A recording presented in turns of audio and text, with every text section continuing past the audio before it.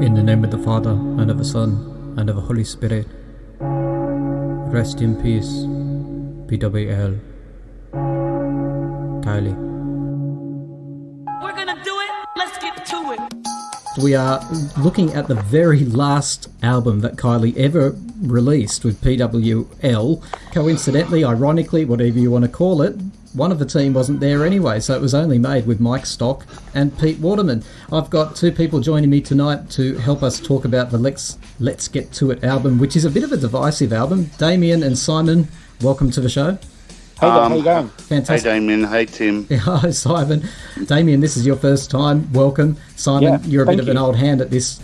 So what do we think about Let's Get To It? I mean, this album it's controversial amongst the fan community. Some people absolutely hold it up as, well, this was a turning point. This was what maybe even the peak of the PWL days. Other people say it's a bit of a filler album in between. So hard to know. Where do you guys both sit on that?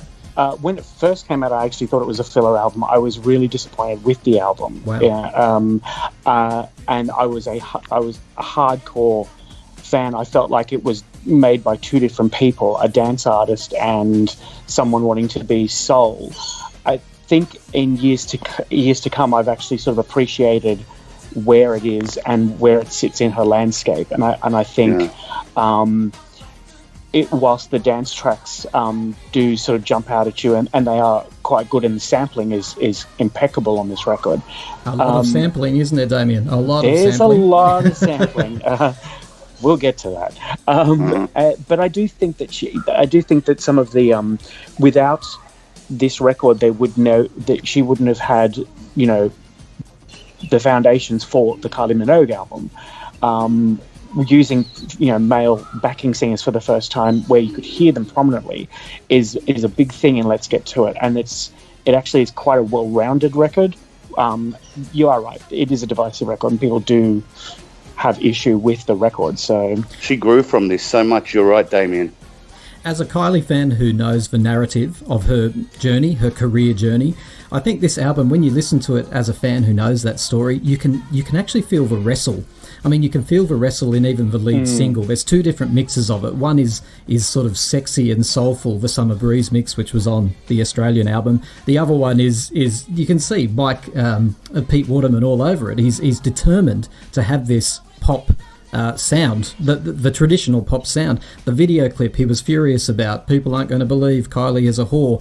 All this sort of stuff. And then throughout the album, you can see the soulful bits, and you can hear the pop trying to cut through again. It's quite interesting to listen to from that perspective. Yeah, I read somewhere where he was, writing one night or something, and then he'd go upstairs and literally come running down, and he'd write it down, and Kylie would have it the next morning. It was commonly known that he's very much an ideas man, and he'd come up with an idea and said, "This is a great one," and he'd come down and say, "Okay, we're doing this," or "This is a great song title. Let's do this." And I think this was the first album where she had turned around and said, "Well, actually, no, I want to sound like this. I want to sample, I want to sample, Shay Jones on Right Here, Right Now. I want to sample different genres." Yeah, and I think it was just one of those records that it broke the Stock Aitken Waterman mold, because they had never been told before by an artist what to do. They had told artists what to do. She was overshadowing them by this stage. And I also think it's interesting, she definitely, in Rhythm of Love era, started to get the sense that, hang on, I could be a club act. Then this mysterious Angel K, I believe, was born out of that feeling. The Angel K, she actually set up I'm Angel K, and that's where the B-sides, they weren't actually intended to be B-sides, as I understand it. Do You Dare and Closer. If you listen to those, I believe they represent where Kylie felt she needed to be. But it was totally different to what she had been doing. But, I just love anything that the woman does, We're about to go through track by track on Let's Get To It. But, Damien, as an album, as a whole, this has a feel, doesn't it? There is a feel to Let's Get To It. There is it's a much more groovier, more adult feel than, say, the very hit-driven Rhythm of Love. Rhythm of Love was an album that was crafted in half in dance world, half in hits world. It was quite deliberate, and it works, and that's why this record is a lot smoother. It's a lot more adult. Her vocals are a lot more challenged than they have been in previous records, where she had shown off her range a little bit better with this record. Yeah, she had a lot of different sounds and tunes and melodies, and they're all, for us, they were all really catchy. I remember listening to them, and each of them one by one, and even though the word is out, the whole album has nostalgic songs, and the duet she did with Keith was. She had a hand in writing that as well, so that was a great song. I love that one too. So it's a weird thing, because this album came out when I was in year 12 in high school, and it was the soundtrack to my year 12. So every time I hear it, is it, Damien? Yeah, so I'm showing my age here. 3-unit English.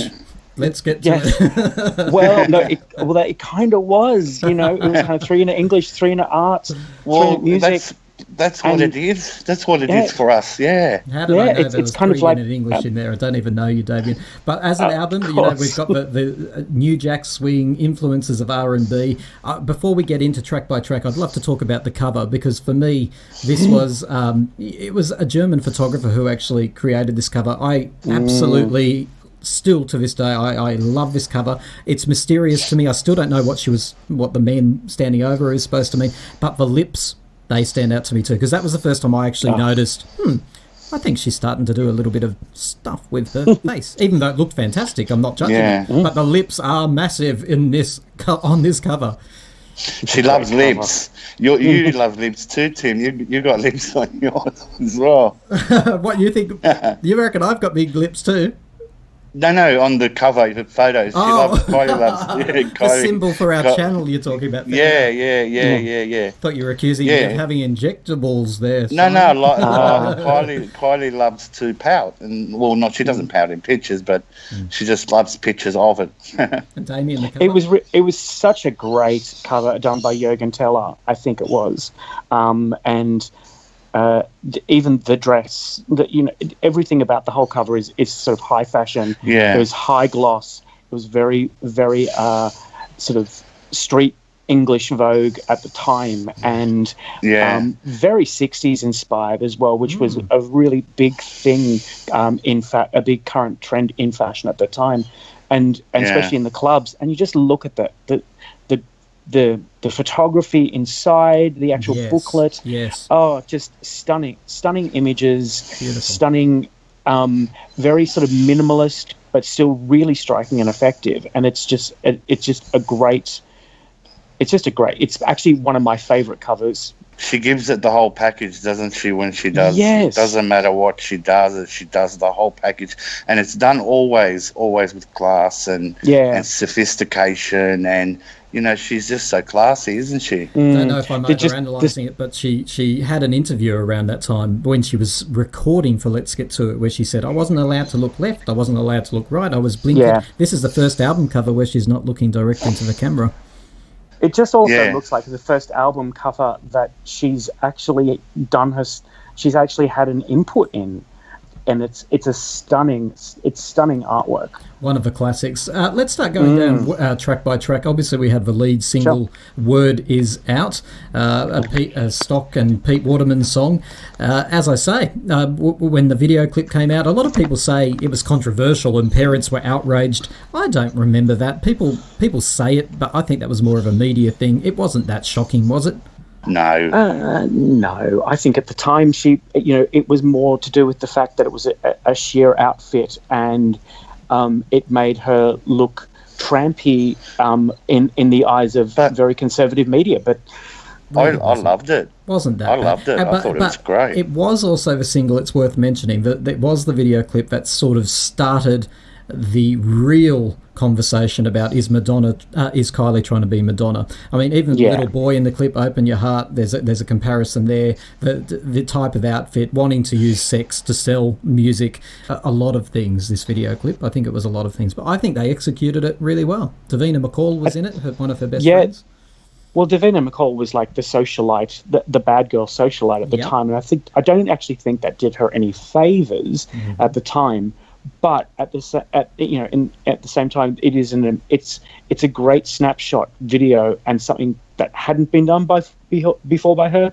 She'd done the cutesy, she'd done the fire, she'd done the half naked woman, she'd done the fashion shoot, she'd done Shocked, which is a whole load of things all in one. She'd done locomotion. This was completely different, and I think it was the first time fans sort of went, okay, these are mini movies, and they're all different. Which I think that's why fans actually like the video and defended the video with vigor.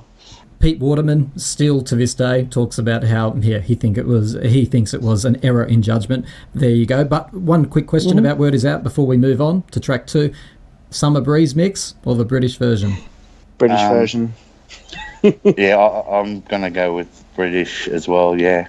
Oh, you traitors. Me, Summer Breeze, I'll go for it all the time. We want to know what people think, so leave a comment under this podcast. Which version of Word Is Out tells the story better? We move on to track 2. Give me just a little more time. Now, this caused magazine article after magazine article, mainly because of the infamous push-up bra. Yes. By the way, chicken fillets. Yes, for chicken fillets. That's right. What's going on with Kylie's bazoom? That's the type of headlines we were getting at the time. What a way to bring out your boobs. Good. Yeah. Well, I thought it was a great video, and then they used it in a watch commercial in the UK, and it just flew. The record just went nuts. Whatever she does it with class. I say it again. If it's done classy, she doesn't look bad, but no. Now, did she do this before or after that boy band that made a shot-by-shot remake? Oh, yes, I have. It's unbelievable. I couldn't believe my eyes when I saw a bit this. of it. I think it was that band with Robbie. Wasn't it Robbie Williams's? What are they called? Take that. That? I think it was. Could have been Magic. Yeah, could have been Magic. Yeah. But I think was there's that a about? I don't know. There's a connection. So I think between Danny's connected. And of course, we can't. I agree with Damien. Simon, we can't let this one go by without the brrr, like that wasn't in the original version. She's fascinated by the fans being fascinated by that sound.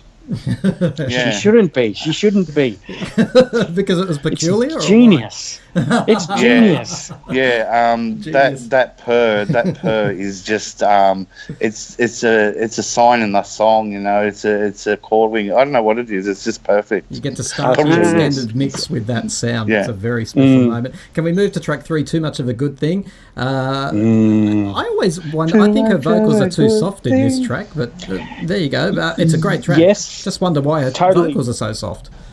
You can definitely hear Miriam Stockley in the background, and you can hear Kylie, and they haven't really mixed the vocals too well, but legend has it was a dance track that Stock Aitken Waterman had put together, and she had helped put together, and they were going to release it as some sort of underground track, and then it just was so strong they kept it. They just kept this track and rushed it onto the record. Is this the one with the alleged sample from Janet Jackson? Yes, I think so. Yes. Yeah, I think you enjoyed. I hope you enjoyed this as much as I do. Yeah. Yeah. Yeah. And I think there's some sort of moaning samples from a couple of sort of New York underground, sort of Salt and Pepper-esque type. Yes, that's it. That's what Salt and Pepper. There's nothing better than a good moaning sample, I've got to say. And I can never think of too much of a good thing without thinking of the Let's Get To It tour, of course, too. Yeah. Because, wow, that routine was a real up yours to anyone who wanted to pigeonhole her as a pop puppet. We'll go on to Finer Feelings, track 4, and single 3. No, actually, I think it was single 4, to be honest. I think If You Were With Me Now it was a Christmas single from memory down in the UK. But Finer Feelings is track 4, nonetheless. This was also remixed for the single version, wasn't it? Yeah, it was done by the guys who wrote "Confide in Me" for her. Ironically, this was their first Dave Seaman work together, wasn't it? It was Brothers in Rhythm. Dave. Brothers in Rhythm. I actually prefer the Brothers in Rhythm version because it just sounds so complete. It sounds like just such a beautiful mix of electronica and her voice and that sort of sorrow classical sound, and it's just the video is stunning. She's in Paris. Yeah. It's just everything about that track is just amazing. And the packaging, because there was a 12-inch mix which is just haunting and beautiful. I love that. I just love the song. It has a very, special place in the album as well. I think it makes the album as well. I just love the song. Track 5 on the album is If You Were With Me Now. Now, this is a duet with Keith Washington, who fans allege has never been heard of again since, and probably the fans are right. He's a bit of a mystery figure like Jazzy P, I've got to say. If You Were With Me Now is beautiful, though, isn't it? And the video clip, stunning as well. Another class act. Yeah, apparently she met him for the first time on the video, which I think was quite amazing. I heard they didn't even meet on the video. Were they together in that video clip? I know they didn't record it together. No, I can't tell you. I don't know. They didn't record it together, but there's apparently he had shown up for his part, and they wanted to reshoot something for her, and they met for the first time. And she, as she was shooting. She was shooting up the part with the scarf on her head, and it was being done by the same production company. So she went in and shot her part and met him, and apparently that was the only time she'd seen him. And she had a hand in writing this song as well. So, some of the lyrics come from her. Yeah, and even the cover of the single is a really big picture of her kneeling down. With a little star, and I think there's this tiny little picture of him in the corner. So I remember it was black, wasn't it? I think I owned about 4 copies of that. Yeah. Yeah, I think I still own 4 copies of that. It did have a killer B-side, though. Yeah, well, the B-side was, I Guess I Like It Like That, wasn't it? Exactly, and that was a number 1 dance track for her pretty much. Oh, she had everywhere. Number one on the dance charts. I remember that. Yeah, that was an amazing killer song too. See, and I remember hearing it for the first time and going, she's not in it very much. But then again, I was 17 and wanting her to sing the whole thing. Get out of the way, Keith. Just step aside, would you? This isn't your album. Exactly. Sorry, mate, you got to go. Yeah, that's it. Then we come to the title track, Let's Get To It. Now, I love this track, and of course, this is the you referred to it before, Simon. There's an acoustic version she does as part of the package of Let's Get To It concert. Beautiful, and I really like this track. I think it's sounding a little bit dated these days. I'd love to see it updated. I'd like to see this particular track remixed and updated for now by someone, by a great remixer that's happening right now. That would really work for me, because we've heard an acoustic version, obviously, from the Let's Get To It tour. We've heard a live version from the Let's Get To It tour. We've heard an album version. What about something really different, like a harder dance version, or something that's bigger and bolder? Then we come to track 7. Now, this is the first time she released a song by this name, Right Here, Right Now. Very poppy, and I always think it's the genuine cousin of track 8, which is Live and Learn. So maybe we'll talk about these two together, because they go together for me somehow. Right Here, Right Now, and Live and Learn. What do we make of this? Right Here, Right Now would probably be one of my favourites on the record, full stop. I know it's a complete rip-off of Are You Gonna Be There by Shay Jones. I'm well aware that it's basically the instrumental of that track with her new singing over the top. I loved that track anyway. I love Kylie's version. I think it's genius. I think it's very clever the way they've mixed what was a very, very big club track at the time, and sampled it heavily for this track. I think her phrasing, everything about it, brilliant. Live and Learn, you're right, is the cousin. I don't think it's as strong, but I think Right Here, Right Now is just, to be quite honest, it's one of the highlights of the record now. It should have been a single. Yeah. This is a really good example of when sampling goes right. And that Right Here, Right Now, this version of Right Here, Right Now is such a great, it should have been higher up on the record. It's one of those... Oh, I'm hearing your passion, Damien. You love this track, don't you? Love it. Because I think it was the bridging the gap between this record and her in dance culture. Yeah. This was exactly what was being played in the clubs. It was very much, I think it was the original was put out by Defected back in 91, and Yeah, and by Shay Jones, and that you can listen to the original on YouTube, and it's just one of those tracks that I just thought, yep. The first time I heard it, I was like, this is great. Then we move through to track 9, which is the beautiful No World Without You. The album track is consistent on all the versions of this around the world, but there is a more stripped back version of No World Without You too. Beautiful little track, this one, and really showcases her voice at the time. Yeah. It was. I think it was a love. I call it more a ballad, but it was just really nostalgic, and also it reminded me of some previous ballads. It's also a really good track, just just before the end of the record, where it just you've had all this electronics, and you've had all this, all these dance beats and pop beats, and then there's this, and then it sort of goes wow, and you go wow. Not only can she sing, but it's a beautiful melody. It just calms you down. Yeah, I agree. And then of course it leads into that get ready for this build up to I Guess I Like It Like That, the closing track. Let's get to it. What do we make of this track? Because this was really, even for this album, which was already different, I remember when I came to that track going, whoa, that is real 90s stuff right there. Love it. Yeah, it's a great. It's one of those tracks that I would be hard to convince that you could put on in any dance club now, and people would still not be able to dance to it. It's one of those club tracks that everybody knows. Well, everybody in dance culture knows. How does it go again? Can you just do it? Dun, dun, dun, dun, dun, dun, dun, dun. Like it's yeah, and she really belts that out in the live version too. It's fantastic. Yeah, and it's just a great song, and it's fun, and it's the best way to leave the record with. It's her sort of sayonara to the Stock Aitken Waterman years. Ironically, not the last song she recorded for Stock Aitken Waterman, but because of those bonus tracks for the greatest hits you're talking about there.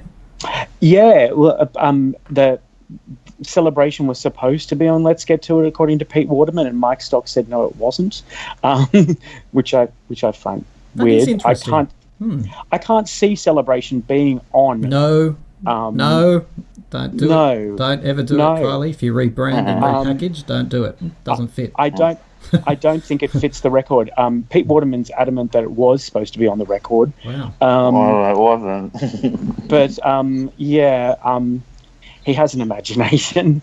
He does rewrite history, that man. I have nothing but respect for him. But every time he tells a story, including I Should Be So Lucky and how it came to be, the time frames change, what she was doing in the waiting room changes, how often she came back changes. Like, it's like, he can spin a yarn. Do we have any information about chart positions and about how this fared in the commercial world? It didn't fare very well at all. In the commercial world, in both. I think in Australia, it didn't even go platinum. I think it went gold, is my recollection. Yep. This is an important album for a completely different reason. I actually also remember a headline at the time, Kylie Faces Failure, and it was a fascinating interview with her, actually. It was very honest. It said, for Kylie, who up to that point, everything she touched turned to gold, this was the first time that it certainly couldn't have been called a failure. It was not a failure, but by her lofty standards, this wasn't up there. So it was an interest, and she was very honest in her responses too. She said, I get why people criticise me, because it's so hard to get a hit. From a standpoint, I think this record holds the test of time for me with a lot of the dance tracks, and I think they stand up better than, say, the pop tracks for me, because I listen to them and go, oh, that takes me back to year 12.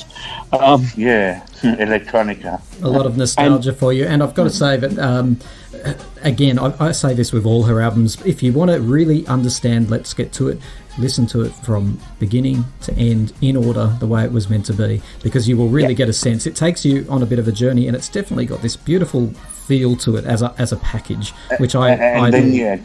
You're absolutely right, Tim. And if you do that, if you do what Tim says, I can guarantee you'd listen to it again, and then you will listen to it again after that, and then it will become a very favourite album. The bonus tracks? Oh yeah, do you dare closer, say the word, and obviously the Brothers in Rhythm remix of Fun Feelings, because I've created my own sort of iTunes playlist of that record. So there's no way I'm leaving that out. But, and I'm glad you mentioned Save a Word, because that's a brilliant track. And those clubby tracks that you mentioned there, yes, people have got to get their hands on those and have a listen. They're really interesting tracks to listen to. Damien and Simon, thank you so much. Thank you so much for having me. Yep, let's get to it. See you next time. That period, I didn't know what I was at that time. In retrospect, looking back at that track, it wasn't successful. But I don't think it was a mistake, and I don't regret it, because I learned a lot during that period.